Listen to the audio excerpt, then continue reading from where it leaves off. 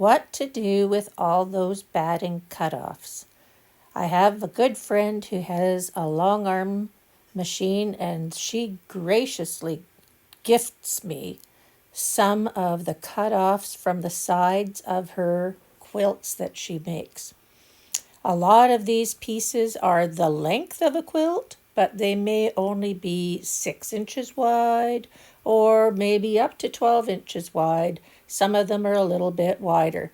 But basically, they're the cutoffs from the sides after she finishes long arming, and I can use them. I could join them together, make row quilts out of them. And so I always am looking for ways of using those in my projects. Sometimes I have to sort them by the type of batting. Some are white, some are off-white, some are black, and some of them are 100% cotton, some of them are cotton poly. There's all different kinds of batting. So I have to sort of sort them by similar weights and textures, and then I can and size, and then I can decide what I want to do with them. On the sofa there, you see I have a piece that's a little bit bigger. That's something that's cut off of the side of one of my quilts. So I'm going to use that one up in this next project. Now, well, here I am with the experimentation day results. I started with the red square and the blue square, and then I slashed it, put an insert in, and this is what I've come up with. So I'm going to use these in my batting project. Here I'm just putting 2 pieces on my design wall and just checking out to see how big they are going to be. And I think this 2 pieces of batting together will be big enough for a good start on this project. So what am I going to do with this project? Well, let me look. I've got a little book here. And if I put 4 of the squares across and 5 squares down, that's a nice shape for a bed quilt. And I can put that, sew those together and put them in the center of that piece of batting I have on the wall. Then I can just decide how much I need to make bigger to make it the size of a bed quilt. And I can easily do that using Quilt As You Go techniques. I can add pieces to the sides.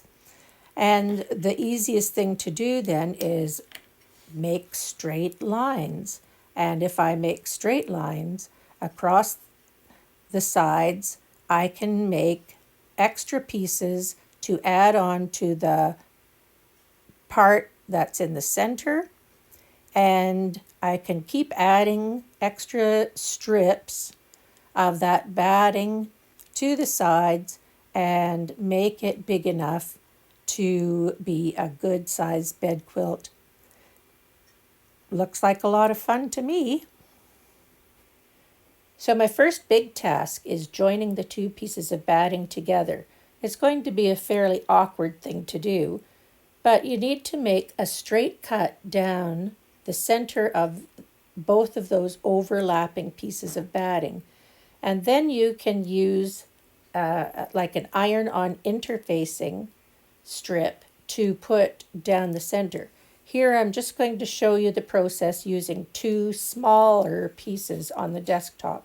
But when you do this with a big piece, you have to have lots of room to do it. So first of all, I make a straight cut along one of the pieces. And if you need to use 2 rulers, well, you have to have a long tabletop to make that. But you need to have straight lines so you can butt the 2 pieces together and not overlap. If you overlap them and sew, you're always going to have a little bump in your quilt. I mean, if it's a knockabout quilt, a play quilt, it's not going to be a big deal. But if it's something that you want to gift to somebody or make a more decent project, you want to make the joins of your batting quite smooth so they don't lump up underneath your quilt. And if they're going to be washed, you want to have something that's going to be sturdy to put together. So when I overlap those two pieces, now the next thing is just going to be to make another straight cut along that edge. And after you've done that, remove the extra piece of batting underneath, and you see those two pieces of batting are going to butt up very closely together. Now I have a substance that I bought at a fabric store, regular fabric store, and it is got an iron-on product. It's almost see-through. It's very lightweight.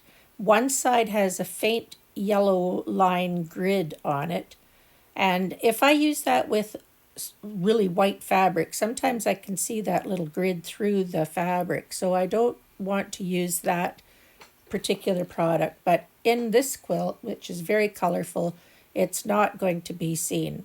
So I cut strips of those that fabric, and I can lay them flat with the bumpy iron-on surface toward the batting.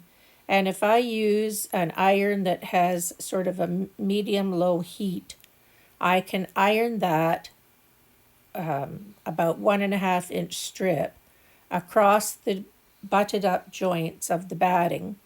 Again, you cannot iron on top of your cutting board. I'm just doing this for demonstration purposes. Don't ever iron your cutting board, cutting mat. You'll be really sorry.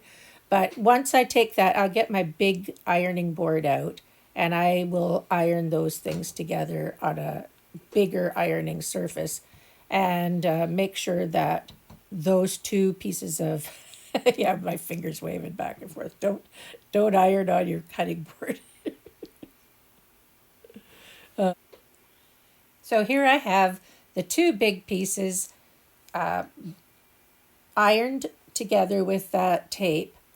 I'm now putting it on top of the backing that I selected, and I'm smoothing it out along the seam because there's a little bit of give and take when you stretch something like that. So you have to make sure you smooth it out. And once I have that smoothed out nicely on top of the backing, I measure the center of it. And I put down a little bit of orange mark with my chalk pencil so I know where the center of that piece is. And the piece of blocks that I sewed together, I can now place on top of the batting and backing and start sandwiching that together. And the reason I wanted to know where the center is because I'm planning on sewing a row of sashing around the outside of that square of squares, and that is something that I can do before I actually quilt it or after, depending on how much I want to do. But I think I know I've got 3 inches all the way around. I have it centered in the middle, and I have 3 inches of batting and backing all the way around. So I am going to sew a sashing strip around the outside of the whole thing. That is 3 inches, and then I can quilt it all as one piece. That will be my next step, sewing the pieces on the outside of that and then quilting. I'm going to quilt it in a cross hatch method, and then I will be able to sew the next parts on the sides and then the next parts along the bottom and the top. Catch you up later. It's going to take a while to do that.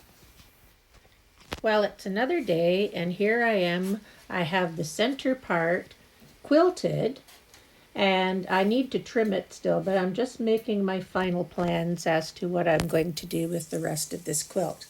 So I have some of the backing left over, and I have enough to make a strip on both sides so that I can add 4 blocks down both sides of that quilt. And I also have a piece that is long enough then to go across both of the ends on the top and bottom. And I can also put another row of those blocks around the outside.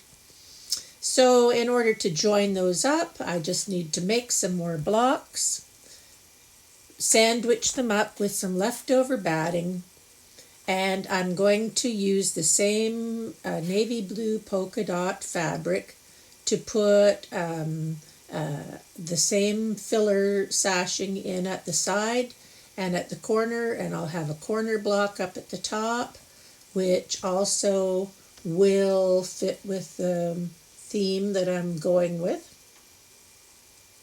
Oh, that's a big stretch for me to reach up to the top of that board. Oh, oopsie daisy. No pins over there, Linda. You have to just stick it to the wall. Okay, so there you go. That's going to go up. And then I'll have a piece that goes along the side there. And those will be the pieces that I use as the sashing between the sections. But I can get that sorted out. But not for a little while. I'm going to not be doing any sewing for a week. I'm taking my sewing machine in to get some final cleaning and repairs done. So I'll be without sewing for a week. I'm going to go tent camping for a week. So hasta la vista, I'm going to go.